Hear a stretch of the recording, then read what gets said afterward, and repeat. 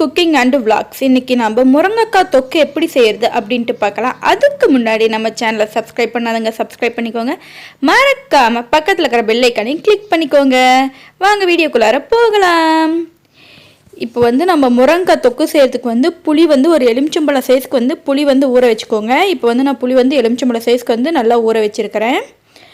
அதுக்கப்புறமா நீங்கள் எவ்வளோ முருங்கைக்காய் போடுறீங்களோ அதுக்கு ஏற்ற அளவுக்கு தக்காளி எடுத்துக்கோங்க. நான் தக்காளி 2 தக்காளி இந்த மாதிரி ஸ்லைஸாக கட் பண்ணி எடுத்துருக்கேன். நான் 3 முருங்கைக்காய் எடுத்து வச்சுருக்கேன்.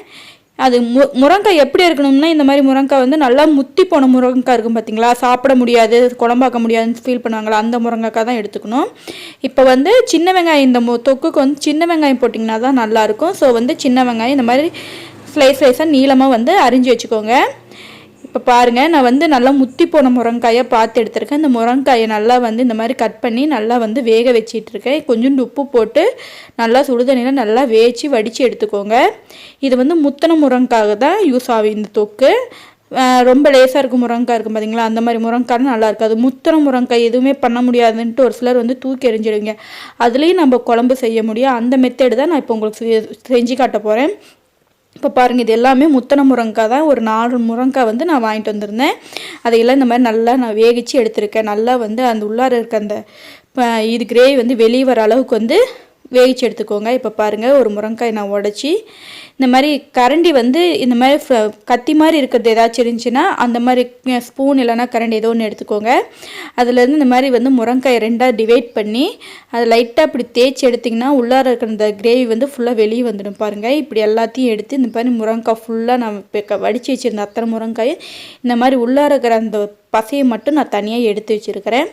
இதில் தான் இப்போ நம்ம கிரேவி செய்ய போகிறோம். எப்படி செய்கிறது அப்படின்ட்டு பார்க்கலாம் வாங்க. இப்போ பாருங்கள், கடாயில் எப்பயும் போல் ஆயில் கொஞ்சம் ஊற்றிக்கோங்க. இதுக்கு ஆயில் நான் 3 டீஸ்பூன் ஊற்றிக்கிறேன். ஆயில் நல்லா காஞ்ச வேட்டி கடுகு உளுத்தம் பருப்பு ஆட் பண்ணிக்கோங்க. கடுகு உளுத்தம் பருப்பு நல்லா பொரியணும். கடுகு உளுத்தம் பருப்பு நல்லா பொரிஞ்சதுமே நம்ம ஆனியன் வச்சுருந்தோம் பார்த்தீங்களா, அந்த ஆனியனையும் அது கூடயே கொஞ்சோண்டு கருவேப்பிலையும் சேர்த்து நான் இப்போ ஆட் பண்ணிக்கிறேன். இதையும் நல்லா வறுத்து எடுத்துக்கோங்க. இதுவும் ஓரளவு கோல்டன் ப்ரௌனிஷாக வர வரைக்கும் ஆனியனை நல்லா வறுத்து எடுத்துக்கோங்க. அது கூடயே 1/4 டீஸ்பூன் நான் மஞ்சத்தூள் ஆட் பண்ணிக்கிறேன். மஞ்சத்தூளோட நல்லா வதக்கி விட்டுக்கோங்க. மஞ்சத்தூளோட ஸ்மெல் போகணுமில்ல, அதுக்காக ஒரு நிமிஷம் வதக்கி விட்டுக்கோங்க. அதுக்கப்புறமா தக்காளி நான் அரிஞ்சு வச்சுருக்கோம் பார்த்தீங்களா, அதை இப்போ ஆட் பண்ணிக்கலாம். தக்காளியும் ஓரளவு தொக்காட்ட வரணும். அந்த மாதிரி நல்லா கலக்கி எடுத்து வச்சுடுங்க. இப்போ பாருங்கள், இந்த மாதிரி நல்லா தொக்கு மாதிரி செஞ்சு வச்சுடுங்க. இப்போ நீங்கள் எத்தனை முருங்கைக்காய் எடுக்கிறீங்களோ அதுக்கேற்ற மாதிரி போட்டுக்கோங்க. ஏன்னா புளி நம்ம போட போகிறோங்கனால தக்காளி ஒரு தக்காளி இருந்தாவே போதும். இப்போ பாருங்கள், நான் புளி ரொம்ப கெட்டியாக தான் புளி கரைக்கணும். ஏன்னா நம்ம இப்போ புளி காய்ச்சறதுனா கொஞ்சம் கெட்டியாக புளி கரைச்சி எடுத்து வைப்போம் பார்த்திங்களா, அந்த மாதிரி தான் கரைக்கணும். அந்த மாதிரி கரைச்சி எடுத்து வச்சு அதை நான் அந்த புளி தண்ணி ஆட் பண்ணிக்கிட்டேன். கொஞ்சமாக ஆட் பண்ணிக்கோங்க. கொஞ்சம் புளி தண்ணி எடுத்து வைங்க வெளியே, அதை லாஸ்ட்டாக ஆட் பண்ணணும். அதுக்கப்புறமா தேவையான அளவுக்கு காரம் உப்பு 2ஐயும் ஆட் பண்ணிக்கோங்க. நான் தேவையான அளவு கல்லுப்பு ஆட் பண்ணிக்கிறேன். அப்புறம் மிளகாத்தூள் 2 டீஸ்பூன் ஆட் பண்ணிக்கிட்டேன். இப்போ எல்லாத்தையும் சேர்த்து நல்லா மிக்ஸ் பண்ணி விட்டுக்கோங்க. புளி தண்ணி எல்லாத்தையுமே ஊற்றிடாதீங்க, கொஞ்சோண்டு எடுத்து வைங்க. அது லாஸ்ட்டாக கொஞ்சோண்டு தேவைப்படும்.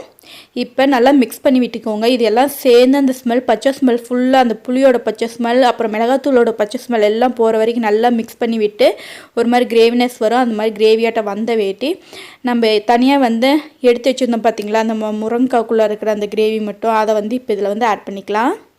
இப்போ எல்லாத்தையும் சேர்த்து ஒட்டுக்கா மிக்ஸ் பண்ணி விட்டுக்கோங்க. இது நம்மளுக்கு புளி காய்ச்சறம் பார்த்திங்களா, அதே மாதிரியே தான் இருக்கும். செம்மையாக இருக்கும். நீங்கள் செஞ்சிங்கன்னா வீட்டில் 2 நாள் வச்சு கூட சாப்பிட்லாம். அவ்வளோதான். இங்கே இப்போ பாருங்கள், எல்லா இடத்துலையும் நல்லா ஸ்ப்ரெட் ஆகிடுச்சு. வேறு எதுவுமே பண்ணல. நம்மளுடைய முருங்கைக்காய் தொக்கு தயாராகிடுச்சு. நீங்கள் முத்தனை முருங்கைக்காலாம் இருக்குது, இனிமேல் இதை வச்சு என்ன பண்ண முடியும் அப்படின்ட்டு ஃபீல் பண்ணுறவங்களாம் இனிமேல் இந்த ஃபீலிங்கே உங்களுக்கு தேவையில்லை. இந்த மாதிரி செஞ்சு பாருங்கள். நான் கொஞ்சோண்டு புளி எடுத்து வைங்கன்னு சொன்னேன் பார்த்தீங்களா, அந்த புளி தண்ணியை இப்போ நான் கொஞ்சோண்டு ஆட் பண்ணிக்கிட்டேன்.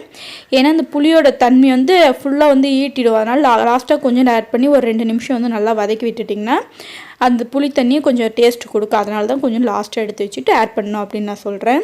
இது பழைய காலத்தில் முத்திர முருங்கைக்காய் வச்சு இப்படி தான் செய்வாங்க. அந்த மாடல் தான் இப்போ உங்களுக்கு செஞ்சு காட்டுறேன். கண்டிப்பாக ட்ரை பண்ணி பாருங்கள்.